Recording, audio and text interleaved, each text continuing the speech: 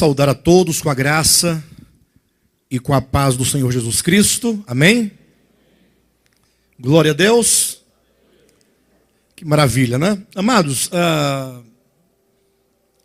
o irmão Ronan pediu para dar mais um aviso, mas eu já havia se esquecido, acerca do nosso Réveillon, né? Ou melhor, não é do Réveillon, acerca do nosso retiro, que ocorrerá no final do ano, dia 30, 31 e 1º. Né? Dia 30 é sábado, dia 31 é domingo, dia 1º, feriado, é uma segunda-feira. Então, nós estamos tentando resgatar a nosso costume, nossa tradição, uma tradição boa que nós tínhamos, né? E, salvo engano, nos últimos 3 ou 4 anos nós não fizemos, mas sempre nós nos reuníamos no final de ano, 3 dias ali juntos, sempre uma grande bênção. Então, não se esqueçam de se projetarem para que vocês estejam conosco. Muito provavelmente, o evento, esse retiro vai acontecer aqui mesmo, próximo da gente, ali bem na beira da via estrutural, de modo que, se você quiser ir e voltar todos os dias, é bem tranquilo, é um lugar muito bom, inclusive. Se você quiser ficar lá em barraca também pode, nós pretendemos fazer o café da manhã, almoço, jantar. Então, muito bom. Então, se planeje aí, dia 30, 31 e 1º, 30, 31 de dezembro deste ano, 1º de janeiro, em nome de Jesus, tá bom? Eu estava aqui observando, pastor Josué, você dando um recado aqui do caldo, né? Eu fiquei imaginando, porque o Josué falava assim de um jeito do caldo, que parecia que estava oferecendo injeção. Porque ele falava assim como quem quisesse convencer os irmãos de comerem o caldo. Gente, por favor, comam o caldo. Não vai pagar nada, por favor, não deixe de comer esse caldo. Não, mas... E eu me lembrei, pastor Josué, de uma situação. Eu fui convidado, na época que eu era convidado para pregar em algumas igrejas, hoje não me chamam mais, né? Em vez em quando ainda chamam, mas aí eu não vou, não por outro motivo, mas porque eles querem me dar 15 minutos para eu pregar. Aí eu falo, não tenho condições, não dá nem para introduzir a mensagem de 15 minutos. Tem que dar no mínimo 1 hora para eu falar. E também eu advirto a quem me convida dizendo, olha, você sabe exatamente o que eu vou pregar, você já me conhece, o ministério, porque às vezes eu ia pregar e aí eram 2 decepções. A minha, em ver a cara dos irmãos me ouvindo, e a deles em me ouvir. Então, saíamos os 2 frustrados, o público e eu. Eu frustrado porque eu havia frustrado a expectativa do povo. E o povo frustrado porque sua expectativa fora frustrada por mim, porque eu não dava exatamente o que eles queriam, né? Então eu falei, não, pensa bem antes de me chamarem. Aí então, uma vez eu fui a um lugar, fui ministrar, aqui em Taguatinga mesmo, e aí no final o pastor falou assim, olha, vai ter aí uma galinhada. R$5 um prato de galinhada. Falei, poxa, legal, R$5 tá bem razoável, né? Aí, de repente, quando acabou a reunião, o pastor me sequestrou, juntamente com alguns irmãos que estavam comigo, nos levaram para um segundo pavimento, de onde nós podíamos ver o salão, a nave, lá onde os irmãos estavam. Aí lá tinha uma mesa grande, com umas toalhas brancas, bonitas, aqueles pratos grandes, brancos, com os talheres de prata, coisa mais linda, chique. E servindo lá uma comida maravilhosa, tinha lá um lagarto recheado com molho madeira e uma salada, tudo muito bom. E de lá eu olhava para baixo e via os irmãos numa fila enorme. Pensa no tamanho de uma fila, e cada um que chegava, pagava R$5, ganhava um pratinho daqueles de colocar bolo de aniversário, daqueles mais fajutos que você pega na beira, ele tosse, ele quebra, e a comida cai no chão. Tem que segurar bem direitinho, com um garfinho daqueles de comer bolinho em aniversário, e com um pouquinho de galinhada em cima. Às vezes só tinha mais, era o osso da galinha, né? Ou então o sobrecu da galinha. Verdade. Vocês não ignoram, não, porque eu fui criado usando este vocabulário, né? Talvez você foi criado numa família mais chique, chamava de dorso, né? Então, bem, por todos os efeitos, era assim que nós falávamos, e eu nunca perdi o costume, né? Bem, por todos os efeitos, eu fiquei observando aquela cena. aquela fila, todo mundo fazia questão de pagar R$ 5 para comer aquele pratinho de galinhada. Aí a pessoa, depois que sai daquela escravidão, aí vem para cá ou vai para outro lugar semelhante, que prega a mesma liberdade, prega a mesma graça de Deus. Aí depois vai ter que ser convencido para comer um caldo de graça. E ainda diz mais, olha, se você for, você pode até repetir, não tem problema, leva para casa. E o irmão, não sei se vai dar hoje, eu estou com um compromisso, não sei se eu vou querer esse caldo. Pastor Josué, eu fiquei com tanta pena de você, você não sabe. A pena que eu fiquei de você quando você anunciava esse caldo gratuito aqui. Pedindo, irmãos, por favor, não deixem de comer o caldo. De repente, quem sabe, numa outra ocasião, além do caldo, também a pessoa não ganha uma notinha de R$ 5 para ver se anima. Jesus Cristo. E a conferência também, aqui, geralmente, antigamente não se faziam conferências, não, né? Nas igrejas tradicionais, faziam mais congresso e tal. Agora andam fazendo conferências por aí, e a conferência é paga. É paga. Quem já foi em conferência, em igreja paga aqui? Que você pagou para ir à conferência? Tá vendo? Aí agora é minha vez. Aqui você não vai pagar, gente. Por favor, venham. É de graça, entendeu? Aqui você não vai pagar, você vai poder vir. E tem mais, não somente você poderá vir sem pagar, como você poderá trazer quantas pessoas você quiser sem pagar. Entendeu? Viu, José? Agora vem minha vez. Foi parte agora, né? Gente, é muito engraçado. Que maravilha, né? Mas é assim mesmo, a graça de Deus, ela não somente é graciosa, como ela é gratuita. A conferência será maravilhosa, eu tenho certeza que nós vamos avançar bastante na nossa compreensão acerca de Deus, tá bom? Bem, é só isso, né, pastor Josué? Muito bem. Eu quero convidar a todos a fecharem seus olhos, vamos orar ao nosso Pai Celestial. Peça a Deus que nessa noite Ele fale ao seu coração. Soberano Deus e Pai, nós te rendemos graças, nós te adoramos, nós te bendizemos, nós te exaltamos, nós declaramos o teu nome, somente tu és Deus e não há outro Deus além de ti. Pai Santo, aqui estamos reunidos nessa noite, declarando a tua obra, a tua palavra por meio de canções, partindo o pão, declarando a unidade dos teus filhos, declarando a morte de Jesus Cristo, o teu Filho, por nós, e ofertando a ti riquezas materiais para o bom andamento da tua causa. E agora, Pai Santo, nós queremos e precisamos de receber a tua palavra. Fala conosco, Senhor. Eu peço em nome de Jesus Cristo que o teu Espírito fale a nós a tua palavra, e uma palavra que venha ao encontro de nossas necessidades, que venha de encontro a tudo que em nós se opõe a ti, se opõe à verdade, se opõe ao teu propósito em nossas vidas, de maneira que ao sairmos daqui esta noite, saiamos um tanto mais edificados, santificados, curados e restaurados para a glória do teu nome. Tu conhece cada pessoa aqui que se encontra, cada homem, cada mulher, cada família aqui presente ou representada.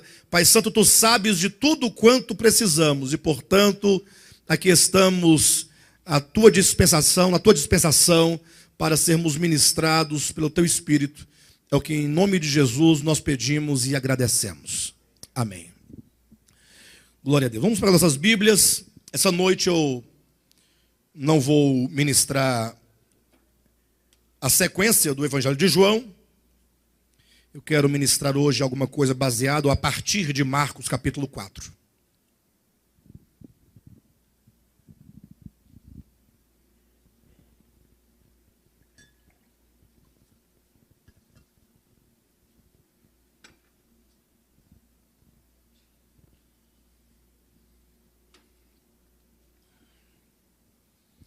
Evangelho de Marcos,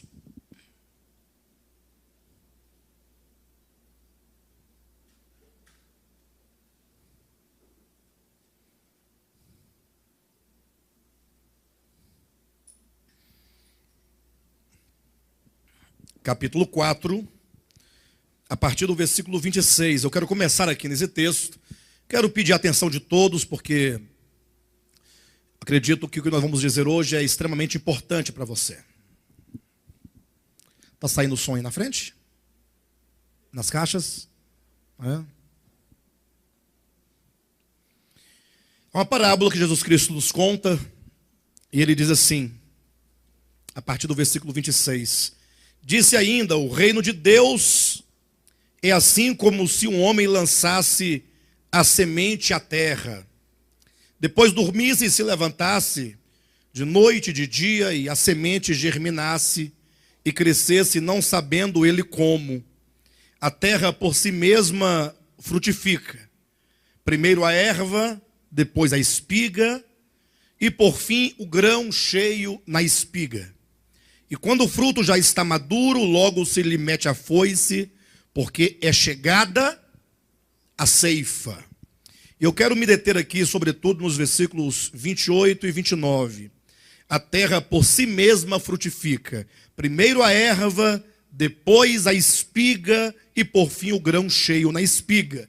E quando o fruto já está maduro, logo se lhe mete a foice, porque é chegada a ceifa.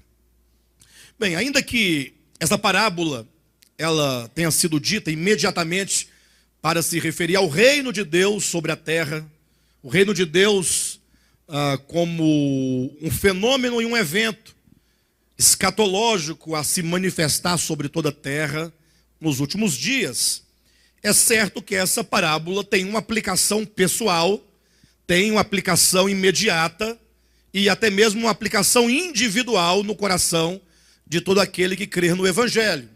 Ou seja, para que o reino de Deus se instaure efetivamente em toda a terra, certamente terá que primeiro se instaurar no coração de cada um de nós individualmente.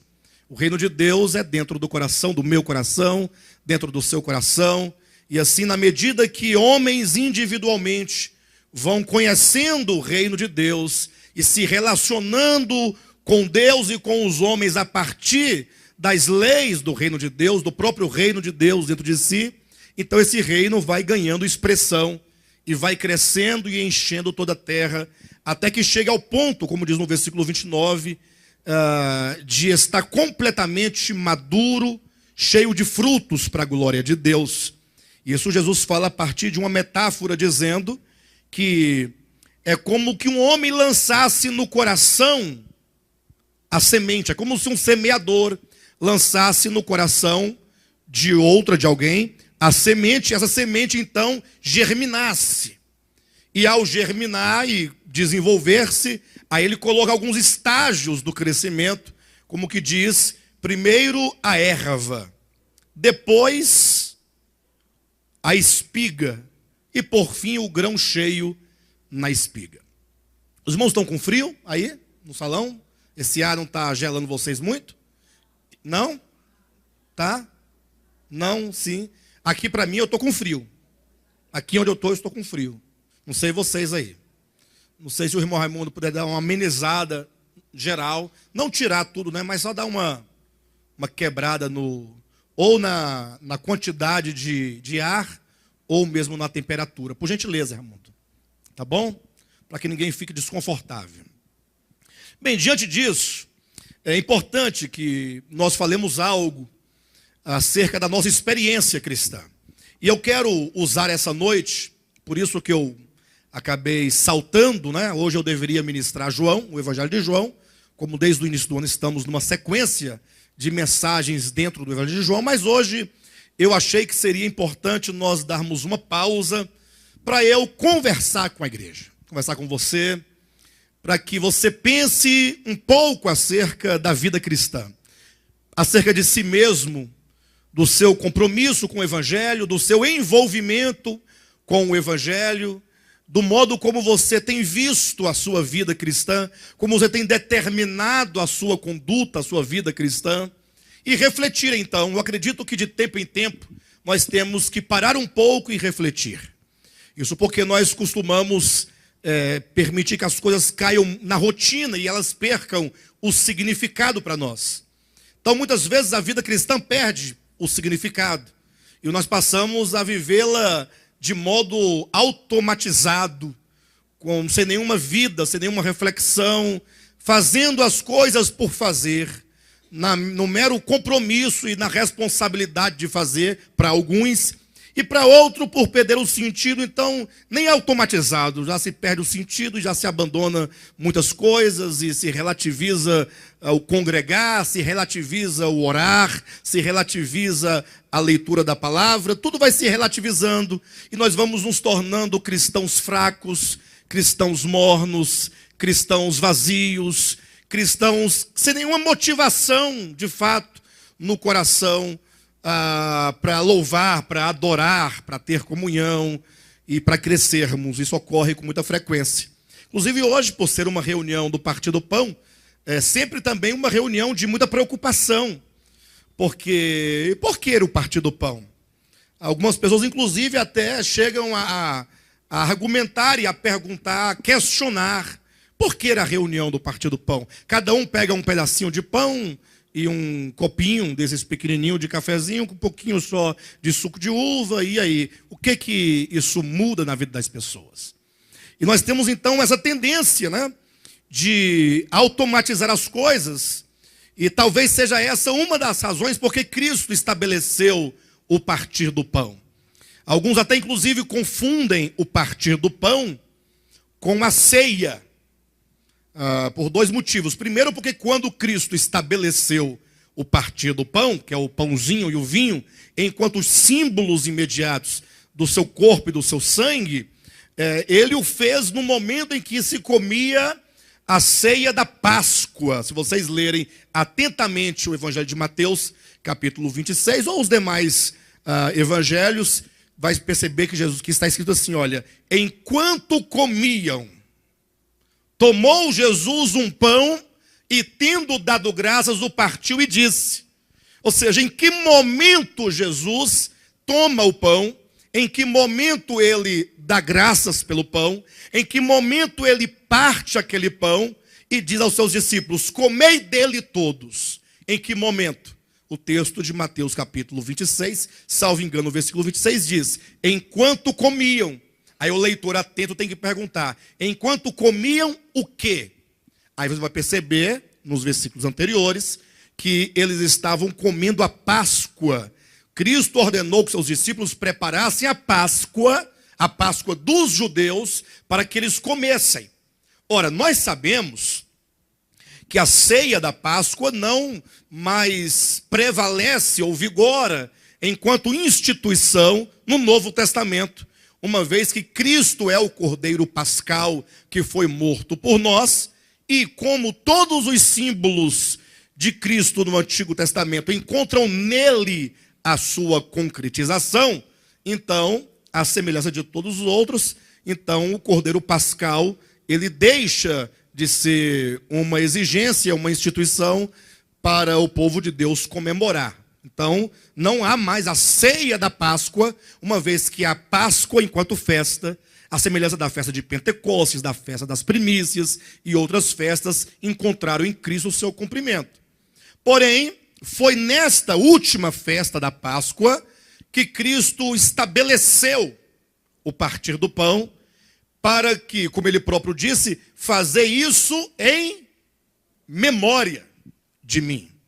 Então, o objetivo do Partir do Pão, ou pelo menos o objetivo primário ou originário dessa instituição, seja o fato de que Deus sabe da nossa tendência de nos esquecer dos fatos espirituais, de nos permitir sermos envolvidos com tantas coisas dessa vida e deixando de lado o pensamento, o sentimento pelas coisas ou pela obra de redenção a nosso favor.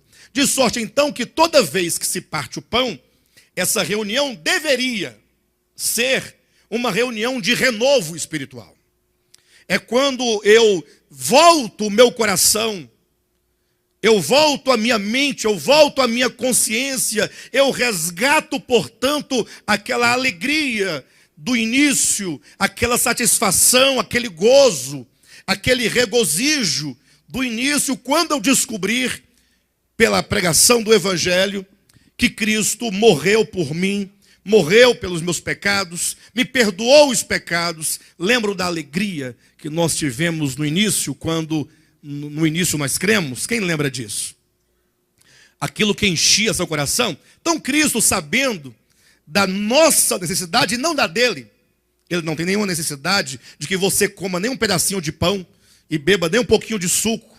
É em razão da nossa necessidade para que nós pudéssemos rememorar, relembrar, resgatar, reconquistar, trazer de volta, fazer deste momento um momento de constante reconciliação, de constante conversão, como se cada vez que nós tivéssemos tal reunião, nós pudéssemos ser batizados de novo, não literalmente falando, mas que nós pudéssemos refazer os nossos compromissos com o Evangelho, nós pudéssemos reaver a nossa força e alegria do início.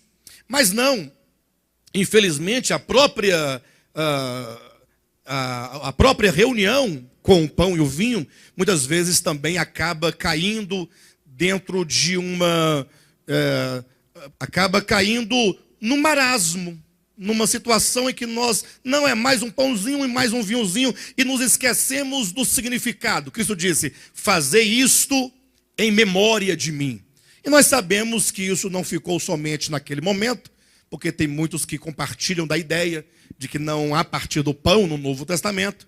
Nós sabemos que continua na era cristã, uma vez que os apóstolos de Jesus Cristo, eles realizavam isso com frequência. O partir do pão, se você já leu Atos dos Apóstolos, você sabe que é um fato social. Era algo que a igreja do primeiro século conhecia. Atos capítulo 20, versículo 7, diz que eles se reuniam ao primeiro dia da semana, com este fim, com o fim de partir o pão. É verdade que a igreja primitiva fazia essa reunião do partir do pão dentro de uma ceia, que não era a ceia da Páscoa, mas era a ceia do ágape, era a ceia do amor. Então eles se reuniam para comer. Imagine só, o Istvan trazia uma travessa de macarronada, aí vem o Jailson e resolveu trazer um caldo. Aí vem a Silvia e trouxe um frango assado. Aí vem o Vladimir com a família dele e trouxe o quê? Uma salada, um salpicão. E o outro trazia um arroz doce, o outro trazia um camburão de vinho, daqueles bons. E aí cada um trazia ali alguma coisa e eles então comiam. Era inclusive um jantar. Ceia é uma refeição noturna. Então eles praticavam essa ceia do ágape, essa ceia do amor, e era nesta ocasião que eles partiam o pão. Como para nós talvez fica um pouco difícil, né, em razão talvez do número de pessoas e outras razões, nós mantemos aquilo que Cristo ordenou. Por que nós partimos o pão? Porque Cristo ordenou que assim nós fizéssemos. E portanto nós fazemos e nós vamos fazer. Agora, cabe a nós, e aqui eu começo as minhas reflexões do texto que nós lemos, cabe a nós revermos imediatamente a organicidade que é a vida cristã. Por que nós revermos?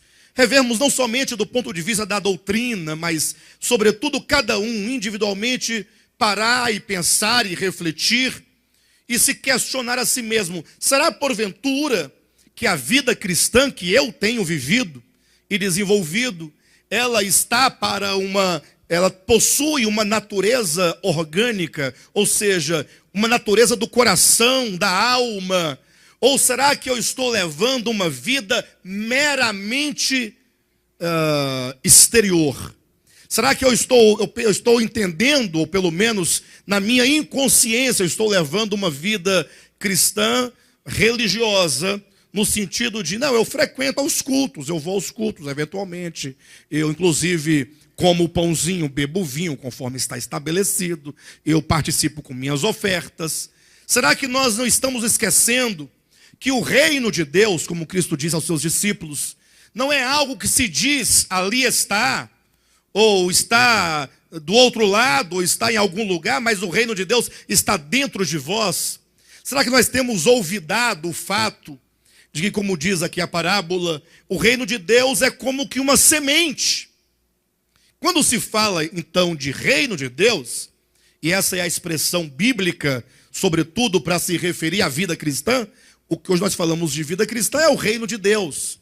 O reino de Deus é Deus habitando cada um de nós, habitando o nosso coração, a nossa mente, a nossa consciência, o nosso espírito.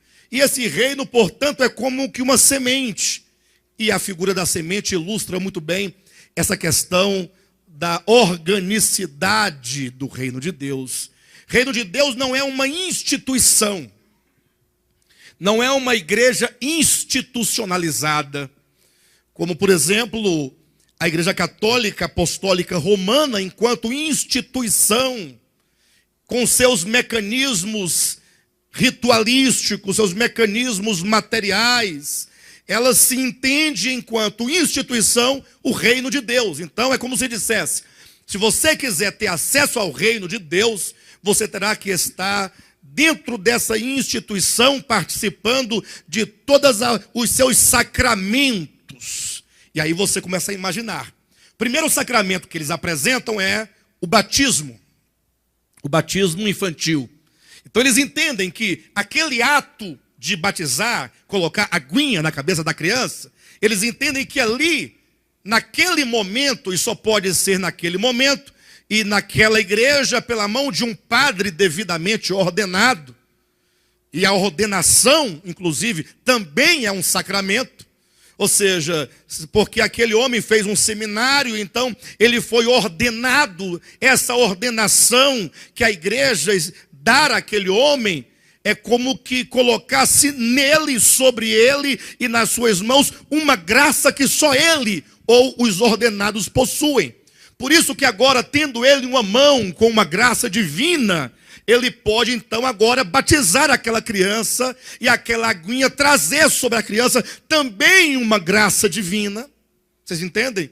Como que eles interpretam todos esses ritos que são meramente exteriores como sendo a graça de Deus. E então, depois do batismo, segue-se posteriormente a confirmação do batismo, ou seja, já teve o batismo, quando chega agora na fase da adolescência para a juventude, o batismo tem que ser confirmado com a crisma, que também seria outro sacramento, outra graça. E essa graça divina só é possível por meio desses mecanismos materiais, como que a própria hóstia consagrada também seria um outro mistério e, portanto, um outro sacramento. Eles entendem que quando comem o pãozinho, estão recebendo para dentro de si corpo, alma, sangue e divindade de Jesus Cristo. Ordenação, já falei também, como a extrema unção, ou seja, o casamento.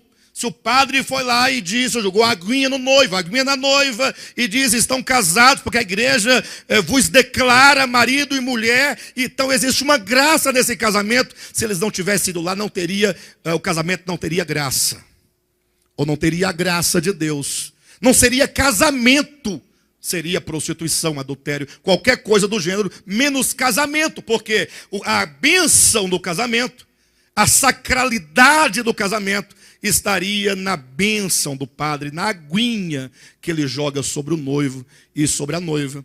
Ou seja, a ideia de reino de Deus que se tem aqui é de elementos materiais, ritualísticos, humanos. Então as pessoas que estão de acordo com aquele sistema, eles entendem, nós estamos no reino de Deus. Mas o reino de Deus, já diz o apóstolo Paulo em Romanos capítulo 14, ele diz, o reino de Deus não é comida e nem bebida. Lógico, no contexto de João 14, ele quer dizer, não confunda reino de Deus com coisa, com aquilo que você come, que você manipula, que você faz.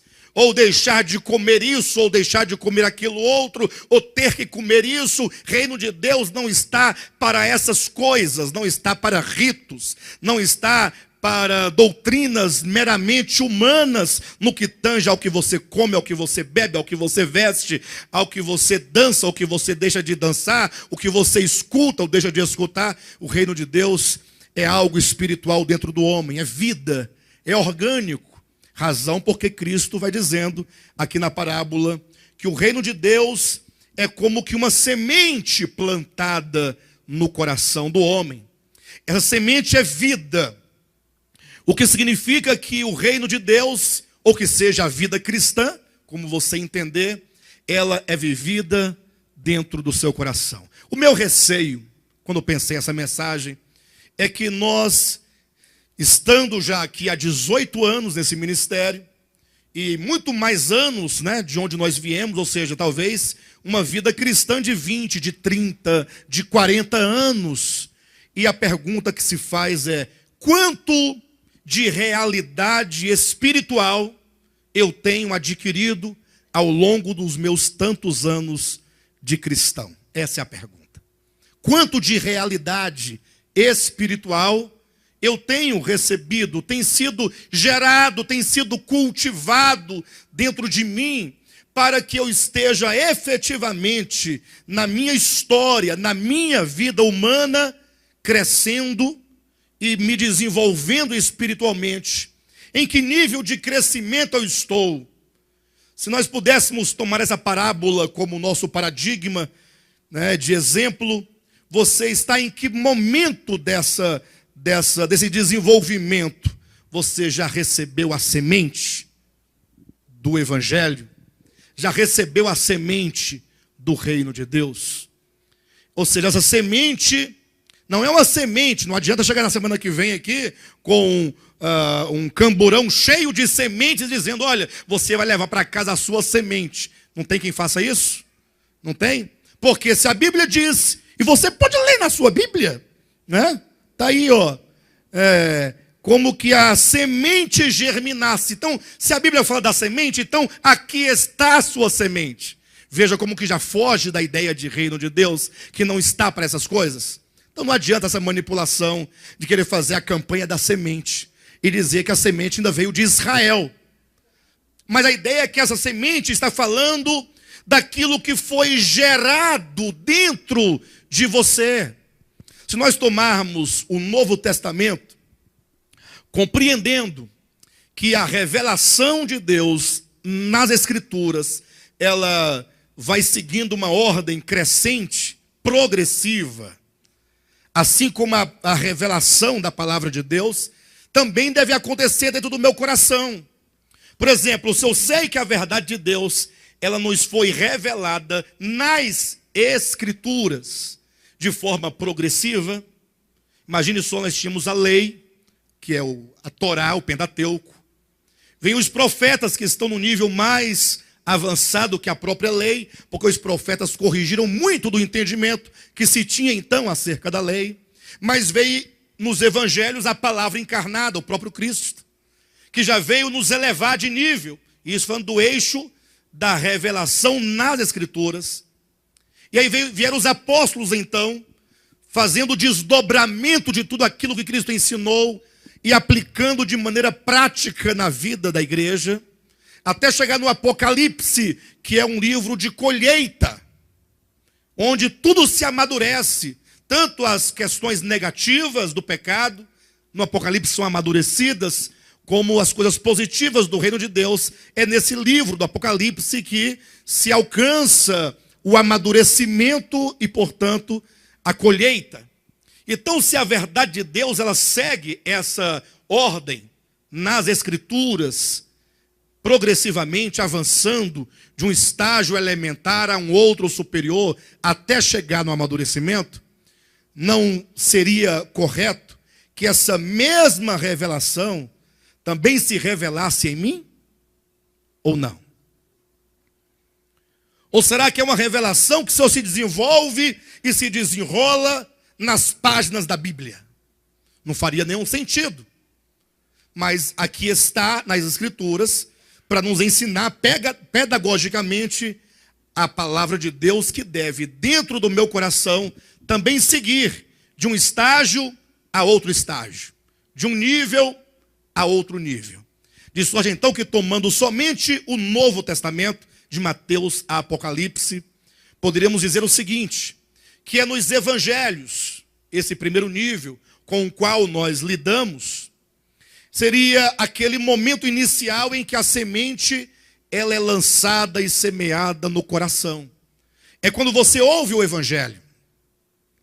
Quando você começa a ouvir o evangelho e a compreender as palavras de Cristo, compreender este evangelho, os seus efeitos, a sua natureza, essa verdade divina revelada em Cristo, o perdão de pecados, a confissão de pecados, o arrependimento, a necessidade que nós temos de ter uma mente que se renova e, portanto, nasce de novo a cada dia. É o momento inicial quando nós ouvimos o evangelho. Seria esse que você diz, não, eu já recebi a semente do reino. É exatamente o que diz na parábola do semeador. Eis que saiu o semeador a semear. E esse semeador, na parábola do semeador, Mateus 13, fala de Cristo que saiu a pregar. A semente, portanto, é a palavra. Você tem recebido a palavra, você tem ouvido a palavra tem alcançado o seu coração. E aqui é um grande problema que deve ser discutido, deve ser pensado, deve ser refletido, deve ser considerado, porque não é pelo fato de que a semente, que é a palavra do reino, foi semeada, não significa que você começou a sua trajetória espiritual. Mas como não? Se eu ouvir, se a semente caiu no meu coração, o problema é que na parábola do semeador, Cristo instaura pelo menos 3 tipos, ou instaura um problema que ocorre em 3 tipos de solos. Ou seja, a sua trajetória espiritual, de crescimento espiritual, rumo à perfeição em Cristo, rumo ao reino de Cristo, a se manifestar em nós e por meio de nós. Isso começa somente quando a semente, ao cair no solo do coração, ela gera os primeiros frutos. Lembra da parábola do semeador, que uma parte da semente caiu à beira do caminho? Sim ou não? A semente era boa e ela foi jogada no coração, mas o que aconteceu? Nada, não germinou. Vieram os pássaros e comeram a semente. Quantas pessoas, pensem comigo, porque este é um problema que Cristo traz e coloca diante dos seus discípulos. A semente foi lançada, o solo é o coração, estava lá. Só que essa semente caiu, essa semente não adentrou a terra, essa semente nem ao menos veio a germinar, nesse primeiro caso. Estava lá sobre o solo, em plena superfície, vieram os pássaros e comeram a semente. Então entenda e pense comigo, quantos corações não ouvem a palavra, a semente cai, mas não gera nenhum efeito. Nenhum. Porque caiu na superfície e mal a pessoa saiu das portas para fora, ou de onde quer que estivesse, não importa, não restrinjo a uma reunião de culto, de igreja, mas ao momento em que se recebe, tão logo ela ouviu, logo esqueceu, e logo fugiu, e não teve nenhuma importância, e não teve nenhum entendimento, e não teve nenhuma reflexão, nada foi absorvido, nada foi guardado, nada foi amado, nada foi desejado. Foi lançada a semente, mas os pássaros comeram, não deu nada. Essa pessoa não começou a sua jornada cristã em direção ao reino de Deus, no sentido da sua manifestação nele e por meio dele. Caiu também a semente em outros tipos de coração, como uma terra que parecia boa. Primeira olhada assim, a terra, o problema é que havia pedras por dentro da terra, a terra era rasa, não tinha profundidade. E Jesus falou assim, que essa semente até que chegou a germinar, não é? Mas não frutificou. A ideia da parábola é: frutifica ou não frutifica? Essa é a questão.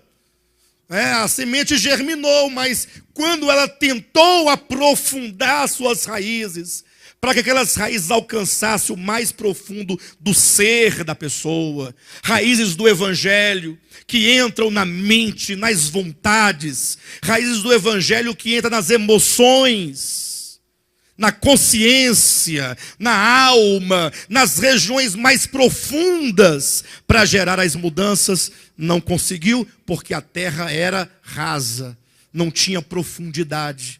A sementinha que ensaiou ali fazer alguma coisa, morreu.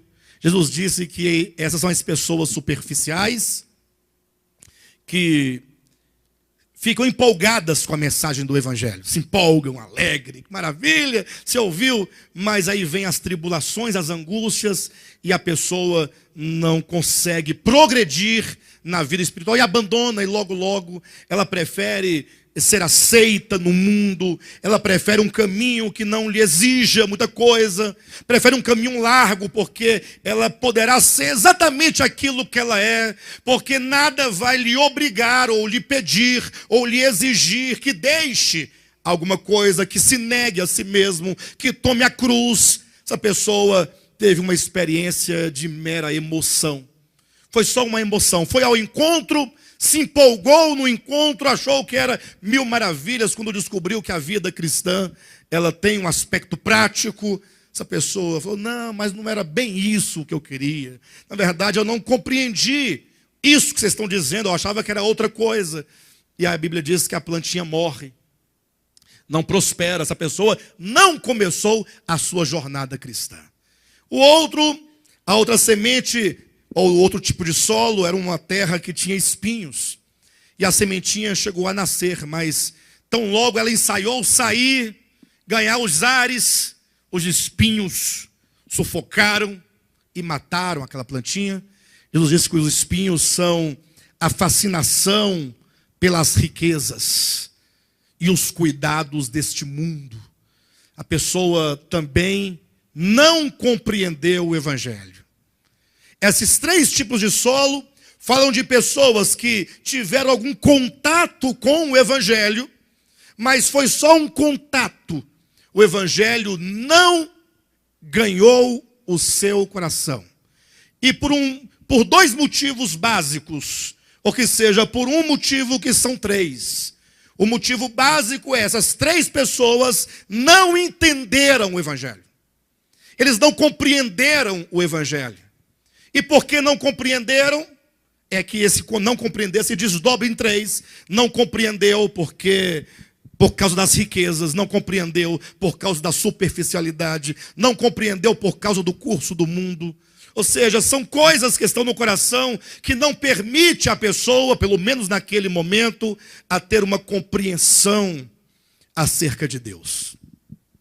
Compreender Deus enquanto o tudo. Já imaginou? Compreender a Deus como fonte, origem de todas as coisas, aquele que não somente criou, mas se deu a si mesmo como vida na criação, e que então alimenta a todos e sustenta a todos, e embeleza a todos. Você saber, puxa, até a cor dos meus olhos, ou o brilho dos meus olhos, é a própria vida quem dá.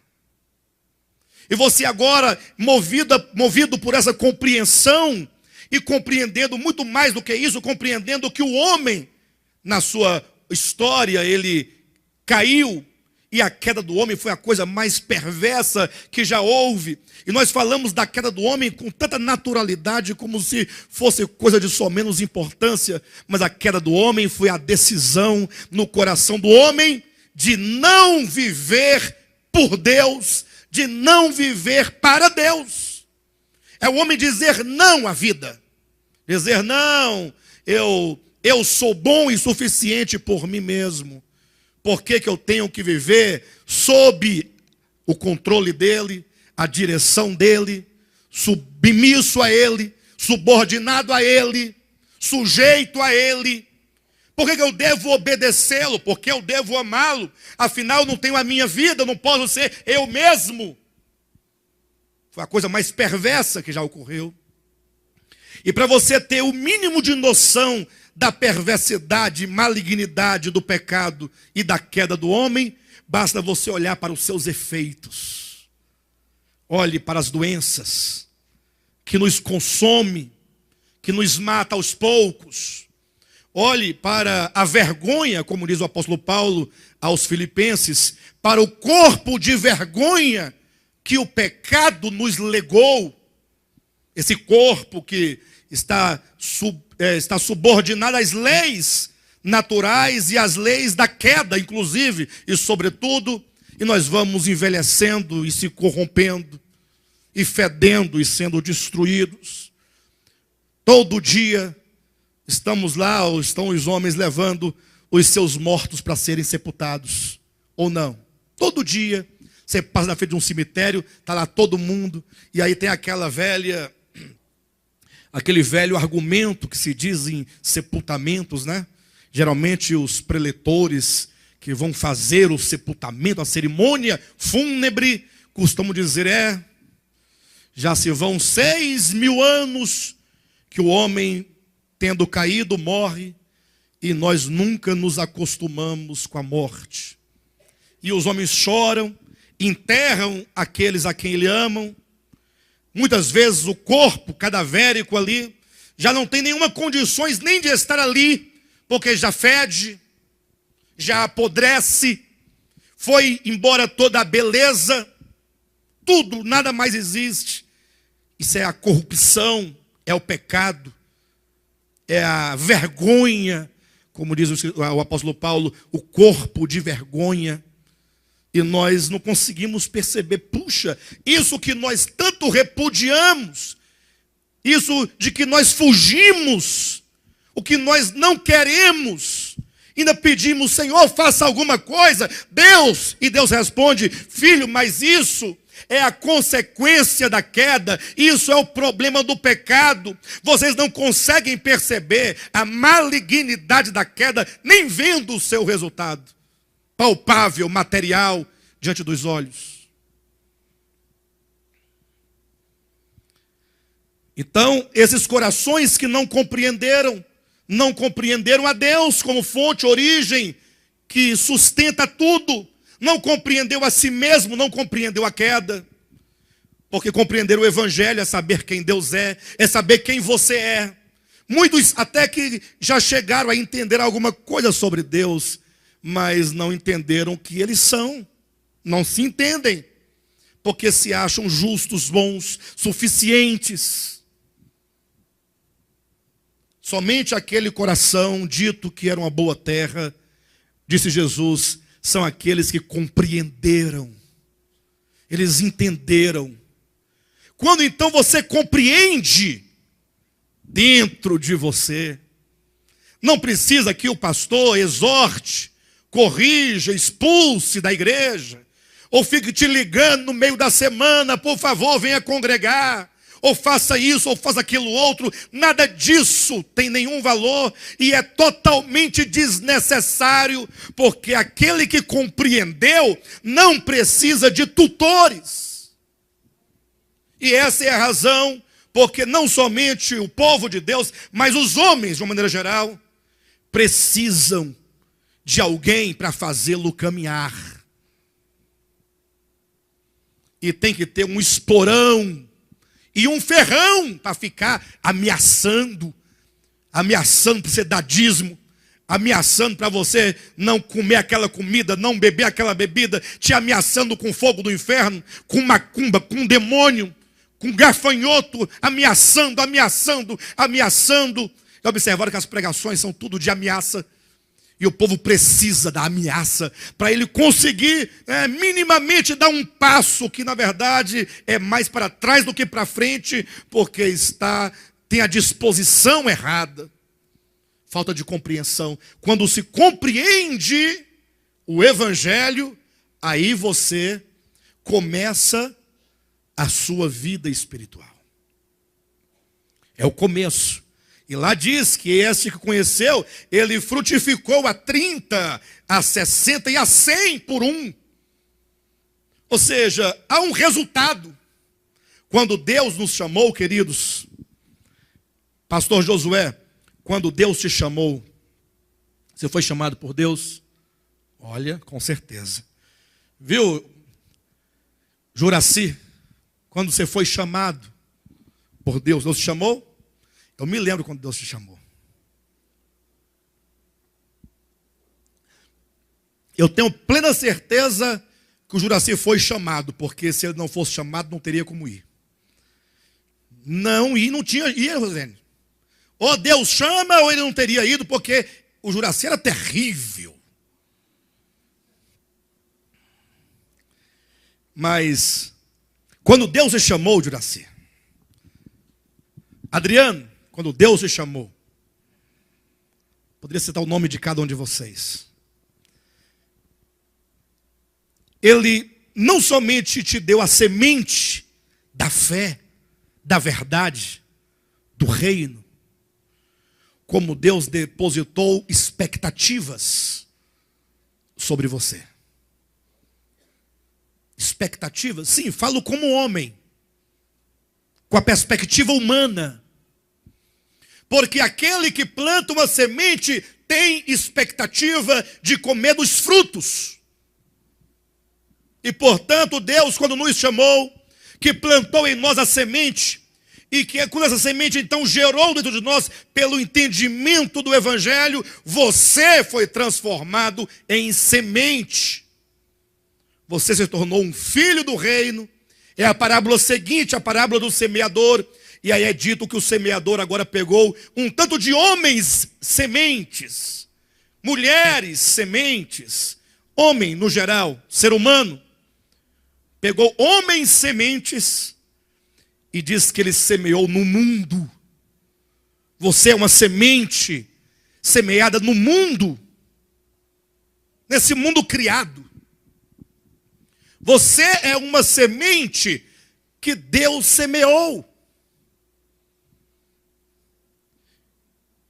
Portanto, a igreja do Senhor, tratando-se dos chamados, é uma grande lavoura. E o Senhor, portanto, quando plantou, Ele nos plantou certamente e cultivou no seu coração uma expectativa. O Adriano, uma semente, vai crescer, vai desenvolver, vai gerar fruto para Deus.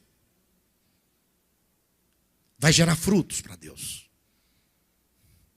Vladimir, semente de Deus, plantado por Deus, e Deus olha e fala: meu filho vai gerar fruto, ou frutos. Irmã Emico, semente de Deus, plantada por Deus, e Deus vai crescer. A semente vai crescer. Ela vai germinar, vai desenvolver, vai crescer, vai passar pelos estágios do crescimento. Diga para o irmão do seu lado: a semente vai crescer. Vai crescer. Talvez essa sementinha sua, ou que seja você, esteja um pouquinho, mirrada, um pouquinho, mas a vida, o embrião desta semente é bom. O embrião da semente é bom. Porque é Deus. É o Evangelho. Mas nós temos que ponderar e considerar onde nós estamos dentro desse crescimento. Será que eu estou ainda na semente? Ou será que já veio a erva? Já veio a erva? Já é um cristão erva? Um filho de Deus erva? Já está nascendo os brotos? Ou será que porventura já é espiga? Ou já tem o grão cheio na espiga? Pastor, e esse crescimento como se dá? Se você considerar que a revelação de Deus ocorre nas Escrituras de forma progressiva, você então entende que essa revelação em você acompanha também essa forma progressiva, idêntica à disposição do Novo Testamento. Os evangelhos representam essa fase inicial. Semente semeada no coração, compreendida, é o semeador, germinou. Mas se você sair dos evangelhos, você vai dar um passo em direção a Atos dos Apóstolos. O que é Atos dos Apóstolos? Senão aquela vida da igreja. Leia Atos capítulo 1, capítulo 2. Vai avançando e procure olhar do ponto de vista orgânico. Capítulo 1 de Atos. Estavam ali reunidos num cenáculo. Cenáculo é uma grande casa, uma grande sala, um grande salão de uma casa. Aproximadamente uns 120 irmãos. Quem eram esses 120 irmãos? Aqueles cuja semente nos evangelhos germinou. Eles compreenderam o evangelho. Lógico, é um compreender inicial, porque esse compreender ele aumenta. Mas agora esses irmãos já se reúnem, já congregam, já estão ali em comunhão. Diz que eles estavam lá em oração, reunidos, estavam reunidos num só lugar. Umas 120 pessoas. A primeira igreja tinha esse número de gente. Estavam ali, lógico, ainda com muitas coisas a serem resolvidas, mas é no contexto de Atos que nós vemos os irmãos reunidos, sendo batizados no Espírito Santo, para constituir um só corpo. E esse batismo é muito mais do que pensam acerca dele. Sabe por quê? Porque esse batismo era o gerar na consciência, não somente do batizado, mas de toda a igreja. Era o gerar na consciência da igreja como um todo, que Cristo reuniu em torno de si, e em si, todos, independentemente de nacionalidades, de etnias. O que é o batismo no Espírito Santo? Senão Deus tornando um, judeus e samaritanos. Vocês têm noção do que significa tornar um judeu e samaritano? É a mesma coisa de pegar o presidente atual dos Estados Unidos e torná-lo um com o presidente da Coreia do Norte. Torná-los um só coração, uma só alma, um só propósito. Já imaginaram isso? O batismo efetuava isso, porque cada vez que se batizava, porque apenas 4 batismos no Espírito Santo foram mencionados em Atos, que é exatamente o batismo de judeus no capítulo 2 de Atos, o batismo de samaritanos no capítulo 8 de Atos, o batismo dos prosélitos no capítulo 10 e dos gentios no capítulo 19, para dizer, sinalizar que Deus recebeu em Cristo os judeus, os samaritanos, os prosélitos, os gentios. E você pode desdobrar enquanto você quiser. Deus recebeu para si todos os homens, independentemente de qualquer coisa. Homem e mulher, rico e pobre. No corpo de Cristo não existe diferenças. Porque o que nós julgamos diferença, hoje, no nosso contexto, são aquilo que nós chamamos de pecados. Eu acho que o Istvan é indigno de fazer parte do corpo de Cristo, por causa do pecado que eu, coloco e configuro nele, porque os pecados dele muitas vezes são projetados por mim, pela minha incapacidade de entender o que é o pecado. Aí eu chancelo e digo, Istvan, não pode. Nossa igreja íntima é uma igreja santa. É uma igreja lavada e remida no sangue de Jesus. E portanto você não pode. Entenderam? Aí vai segmentando, vai dividindo, vai separando tudo o contrário do que ensinou Jesus Cristo por meio dos seus apóstolos, através do batismo no Espírito Santo em Atos dos Apóstolos. É quando se sai da semente para a erva. Você vai ver, se você ler Atos dos Apóstolos, ali nós temos já a erva. Se você avançar um pouquinho mais para as epístolas, você vai ver já as espigas.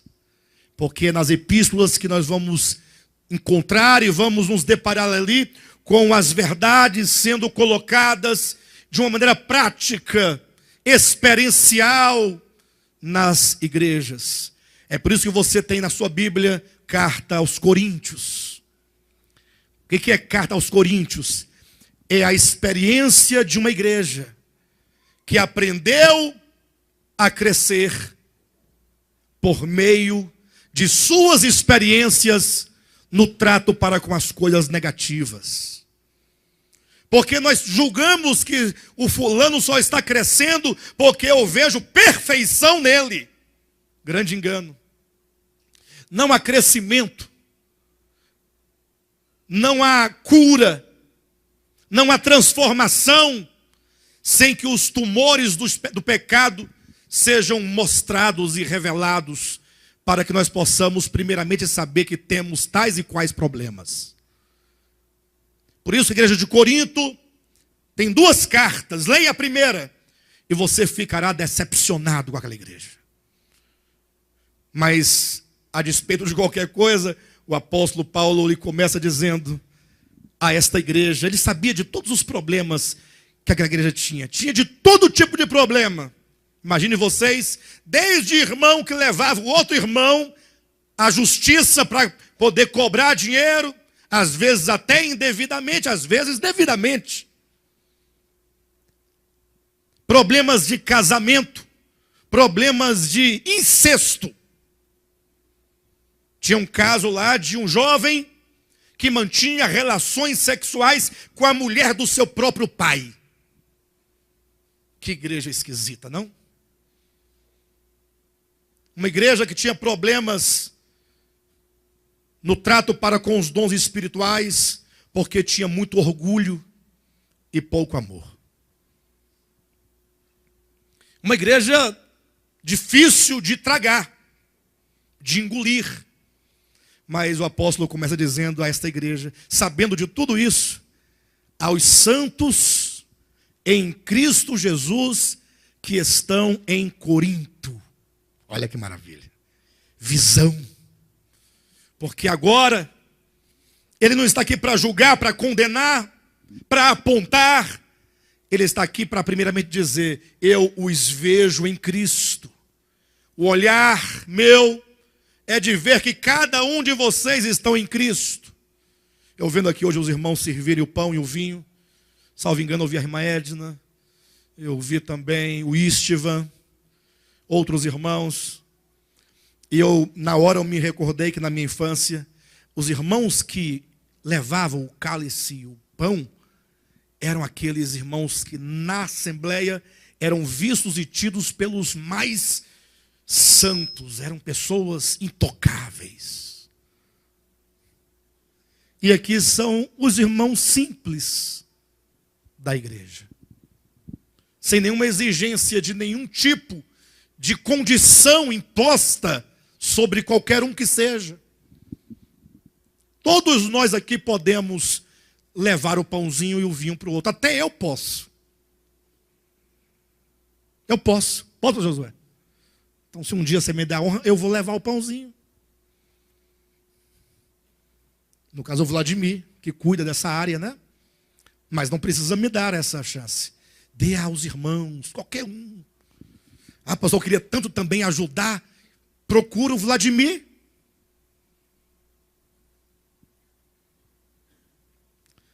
Os santos Você é um santo. Não no sentido de que não peca, é o contrário. É porque você tem uma posição em Cristo Jesus que te estabelece no plano do universo como santo, separado de Deus. Separado por Deus. De Deus não, né? Se bem que está correto, separado de Deus, no plano da linguagem, mas pode trazer o entendimento que está separado dele. E não é isso que eu quis dizer. Você está separado por ele. E está nele o que te torna diferente de qualquer criatura que não esteja organicamente, conscientemente nele. Porque embora todos os homens estejam em Deus, quantos ganharam tal consciência de estar nele? Isso acontece por meio do Evangelho, que te separa do mundo comum que não creu em Deus. É nas epístolas, então, que você vai encontrar, se você olhar com atenção, carta à igreja dos Filipenses, era uma igreja, leia lá. Carta à igreja dos Colossenses, são as cartas que vão mostrando o crescimento. Bem, voltando ao ponto, Paulo falou aos coríntios da condição, tratou cada pecado, cada circunstância, cada erro. E aí foi necessário escrever uma segunda carta. E é na segunda carta que você consegue ver os resultados do crescimento espiritual. Pelo menos um caso é colocado de maneira específica e expressa na segunda carta, que nos ajuda a entender que houve resultado da primeira epístola. Capítulo 2 de 2 aos Coríntios, o apóstolo Paulo diz: olha, irmãos, sabe aquele irmão que cometia incesto com a mulher do seu próprio pai? Sim, o que é que tem? Vocês já observaram que ele se arrependeu? Vocês viram que ele arrependeu do que fez? Paulo, mas ele cometia adultério. E não somente adultério, mas era um adultério incestuoso. Não bastasse que fosse adultério incestuoso, era desonroso com a mulher do próprio pai. Aí Paulo diz: vocês notaram que ele se arrependeu? E olha, o irmão sentado no último banco, na última cadeira, no último tamborete, vocês já viram que ele está sendo consumido por uma excessiva tristeza? Nós temos observado. Então está na hora de recebê-lo na comunhão. Diga para ele que se ele errou e se ele se arrependeu, que Deus já o perdoou. E como os homens são tardios, a igreja também perdoa tardiamente. Traz o irmão para o meio do grupo. Mostra ao membro do corpo de Cristo que tem menos honra, que ele tem maior honra no corpo de Cristo. Aí nós temos o costume de querer honrar, geralmente, aqueles membros mais. Você esquece que os membros que devem receber maior honra são aqueles tidos por terem menor honra. Trazer de volta é resultado, é crescimento. Mas nas epístolas, você chega ao Apocalipse e lá tem a colheita. Não tem a colheita no Apocalipse? Aí quando chega no Apocalipse, você vai encontrar os santos lutando com Cristo. Olha que maravilha. Contra a besta e o falso profeta. E tem muita gente esperando a besta aparecer. E um tanto de besta esperando a besta aparecer. Pastor, mas não vai aparecer? Vai! Só que a besta que vai aparecer não é tão besta como você pensa. E ela não é besta como você pensa que ela é, que o espírito dela já age desde o tempo apostólico. E mais precisamente o espírito da besta já age desde Nirode, capítulo 10 de Gênesis. E estão os crentes esperando o chip ou o microchip. Ainda dizem, do tamanho da cabeça de um alfinete. E se esquecem de observar bem o Apocalipse. Olhe lá. Se você olhar no capítulo 7 de Apocalipse, está dito que aqueles eleitos de Israel, eles trazem na testa o selo do Deus vivo.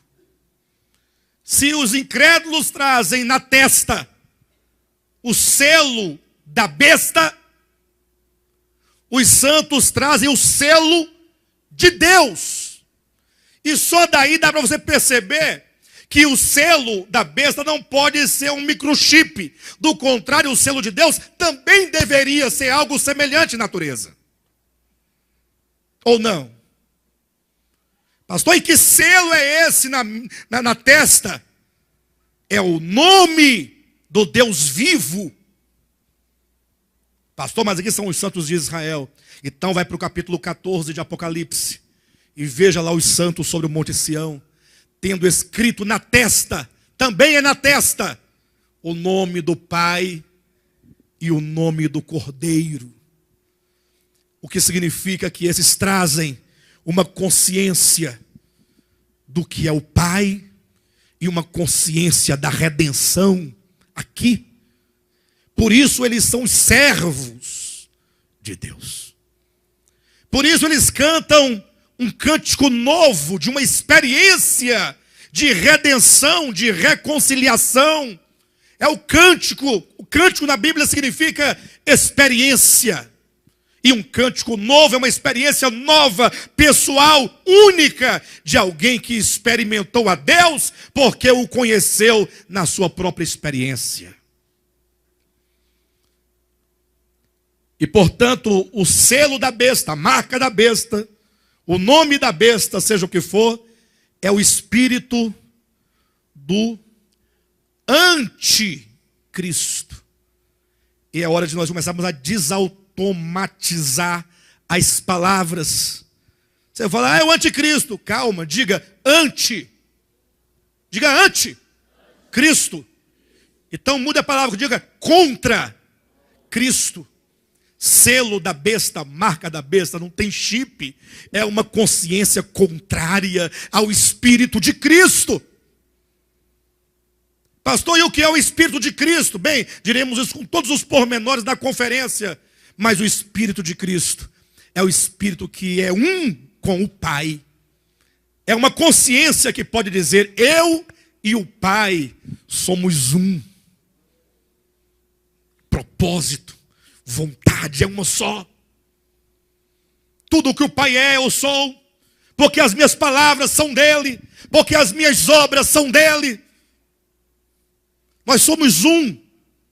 Porque existe um espírito diabólico que fragmentou o universo, que criou consciências anti-Deus, anti-Cristo, contrárias a ele.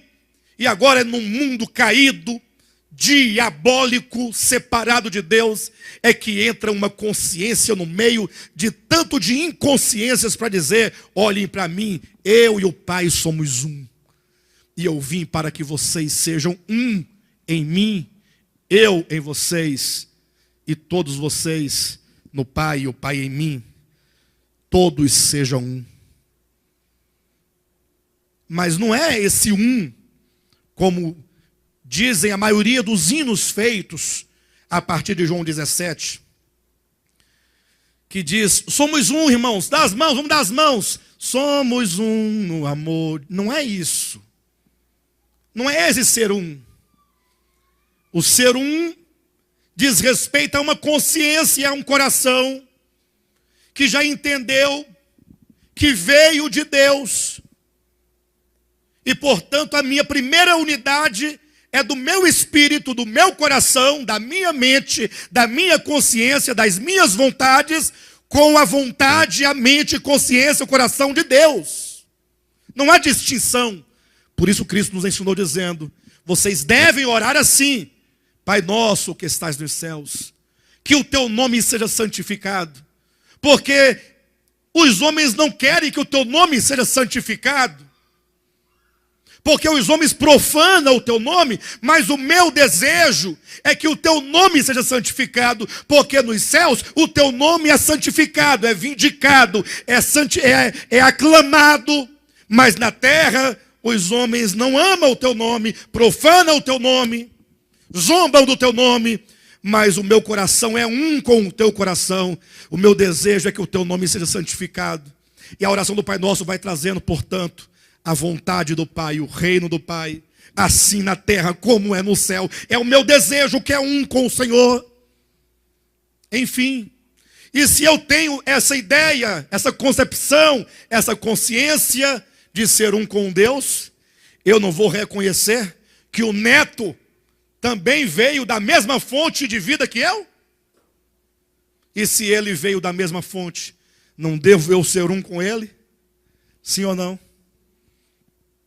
Foi isso que Paulo disse em Efésios capítulo 4. Rogo-vos que vocês se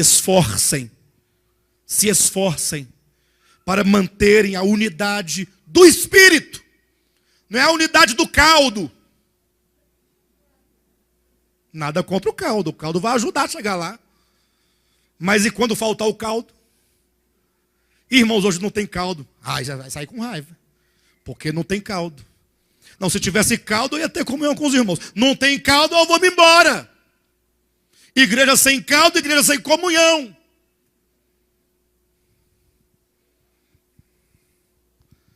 Quando se entende que o outro veio de Deus, todos vieram de Deus, aí agora eu vou ser um. Paulo vai dizer, esforcemo-nos por manter a unidade do Espírito. Pastor, o que é Espírito? É porque o homem é tripartido? Ou o homem é dicotômico? Aí começa a discussão de novo. Vamos ficar a eternidade discutindo se o homem tem 3 partes ou 2 partes, é 3 partes, é 2 partes, é só uma parte, é vento, é fôlego, é pó. Vamos ter perdido nosso tempo. Unidade do Espírito quer dizer da essência de Deus e da essência humana. Só isso. É o que há mais puro em nós. É o que há de mais profundo em nós. É o que não está aparente na carne, no cabelo, na roupa, no relógio, no sapato. Essa unidade do coração, da alma, dos sentimentos, das coisas mais profundas que há em nós. Aí ele vai dizer, sabe por quê? Porque há um só Deus. Jailson, o seu Deus é o meu Deus. Não adianta a gente ficar aqui, viu? O Jailson aí, o Istvan, o Alexandre e tal. Mas, gente, a fonte é única, o Deus é único. Não tem um Deus para cada um, é um só Deus. Há um só Espírito, há um só Senhor, há uma só fé, há um só batismo. Há um só Deus e Pai de todos, que está em todos e age por meio de todos. E por isso nós somos um. E se não temos a consciência, temos que adquiri-la. E temos que alcançar essa plenitude de ser um em Deus. E isso muda tudo. O Apocalipse fala desse amadurecimento. Quando então todos nós estivermos descendo dos céus como uma cidade gloriosa. Uma cidade gloriosa.